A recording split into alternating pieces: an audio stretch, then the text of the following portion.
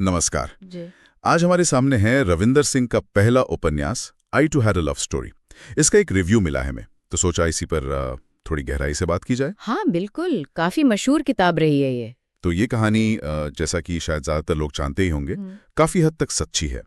रविन एक इंजीनियर है और वो शादी.com पर खुशी नाम की लड़की से मिलता है। हाँ, ऑनलाइन। हाँ, ऑनलाइन। फिर उनकी लव स्टोरी शुरू होती है, मैसेजेस, कॉल्स, मतलब आजकल के स्टाइल में, और बात सगाई तक पहुंचती है। लेकिन फिर एक हादसा हो जाता है। हम्म। तो आज हम इसी कहानी के असर, इसकी खूबियों और जो आलोचनाएं रिव्यू में बताई गई हैं उन पर गौर करेंगे। ठीक है। तो शुरुआत तो देखिए बड़ी सीधी है। रविन और खुशी की मुलाकात ऑनलाइन, धीरे धीरे प्यार होता है। वो वैलेंटाइन डे पर सगाई का प्लान बनाते हैं। ये दिखाता है कि कैसे आजकल डिजिटल मीडियम से भी रिश्ते पनपते हैं। बिल्कुल, मॉडर्न लव स्टोरी का एंगल। बिल्कुल। और फिर कहानी में वो दुखद मोड़ आता है। शादी से ठीक पहले खुशी का एक्सीडेंट और फिर उसकी मौत। हाँ, और यहीं पे मतलब जो बात इसे बहुत असरदार बनाती है वो ये है कि ये सच्ची घटना है लेखक की अपनी जिंदगी की। सही बात है। यही इस किताब के इमोशनल कोर का बेसिस है, जैसा रिव्यू भी कहता है। हाँ, रिव्यू में इसी इमोशनल पहलू की काफी तारीफ भी है। कहते हैं कि कहानी की जो सच्चाई है, जो सादगी है, वो सीधे दिल को छूती है। कई पढ़ने वालों के लिए ये एक रुला देने वाली कहानी है, जैसे कोई अपना दोस्त अपना दुख बता रहा हो। हाँ, वो अपनापन महसूस होता है। और लिखने का अंदाज भी बहुत सरल रखा गया है। रोजमर्रा की भाषा है जो इसे रियल बनाती है। बिल्कुल। और वो आज की डिजिटल रिश्तों वाली बात भी है, खट्टी मीठी सी सच्चाई। हाँ, वो कनेक्शन भी लोग महसूस करते हैं। तो ये तो हुई खूबियों की बात, लेकिन रिव्यू में कुछ कमजोरियों का भी जिक्र है। हाँ, आलोचनाएं भी हैं।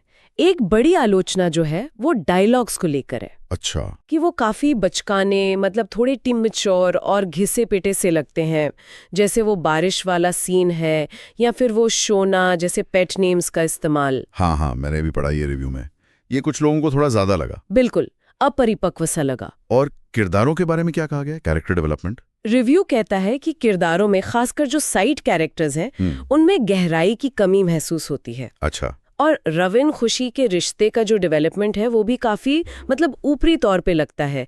कुछ आलोचकों ने तो टोन को ही टीनेज डायरी जैसा बता दिया। ओह, तो सिंप्लिसिटी एक तरफ और बचकानापन दूसरी तरफ। हाँ, कुछ वैसा ही। और प्लॉट को लेकर भी कहा गया कि वो काफी अनुमानित है, फॉर्मूला बेस्ड लगता है। जैसे वो जाने पहचाने ट्रोप्स का इस्तेमाल, बारिश वाला मेलोड्रामा, दुखद एक्सीडेंट, ये सब थोड़ा बॉलीवुड टाइप ज्यादा लगता है, असल जिंदगी से कम। समझा। इमोशनली मैनिपुलेट करने की कोशिश, इसकी बीच की लाइन कितनी पतली होती है। सही बात है। ये एक अहम सवाल है। तो फिर रिव्यू का निचोड़ क्या है? ये किताब आखिर किसके लिए रेकमेंड की जा सकती है? रिव्यू के हिसाब से देखें तो ये उन लोगों को ज्यादा पसंद आएगी जो प्यार और लॉस की सीधी साधी इमोशनल कहानियां पढ़ना चाहते हैं, जिन्हें बस वो इमोशनल कनेक्शन चाहिए। हाँ, जिन्हें कहानी की सादगी और वो भावनात्मक जुड़ाव ज्यादा जरूरी लगता है। लेकिन जो पाठक कैरेक्टर्स में गहराई ढूंढ रहे हैं, या कहानी में थोड़ी कॉम्प्लेक्सिटी, या लिखने के स्टाइल में बारीकी, उनको ये शायद जरूरत से ज्यादा सरल या थोड़ी बनावटी लग सकती है। तो वही बात आ गई, कच्ची भावना बना मैनिपुलेशन, सादगी बना अपरिपक्वता। बिल्कुल, ये एक तरह का द्वंद्व है। और अगर हम इसे बड़ी तस्वीर में देखें तो ये पॉपुलर फिक्शन बनाम लिटरेरी फिक्शन वाली बहस को भी दिखाता है। हाँ, ये अक्सर होता है। इमोशनल अपील होती है जो शायद लिटरेरी क्रिटिक्स को एक कमजोरी लगे। तो कुल मिलाकर ये कह सकते हैं कि I too had a love story एक ऐसी कहानी है जो दिल से लिखी गई लगती है।